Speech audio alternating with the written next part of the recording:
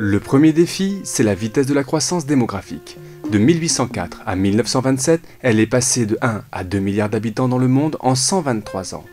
Depuis 1974, elle augmente de 1 milliard d'habitants tous les 12 à 14 ans. Nous étions 7 milliards en 2011, nous serons 9 milliards en 2048. J'ai décidé de faire un grand travail sur la Terre et c'est vrai que c'est un travail qui m'a complètement transformé. Transformé pourquoi? D'abord transformé parce que la beauté du monde, la Terre est toujours une œuvre d'art incroyable. Transformé par l'impact de l'homme sur la Terre. Moi quand je suis né, on était un peu plus de 2 milliards. Aujourd'hui on est 7 milliards.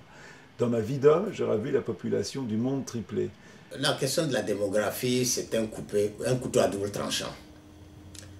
Un pays qui n'est pas peuplé, il ne peut pas développer une économie qui soit solide. La démographie actuelle, nous sommes à la limite où on peut satisfaire les besoins. Mais le comportement de la population fait que cela impacte sur l'environnement. Notre consommation d'énergie, nos modes de consommation alimentaire, c'est tout ça qui fait qu'il y a une inadéquation entre la population et les systèmes de production et l'environnement.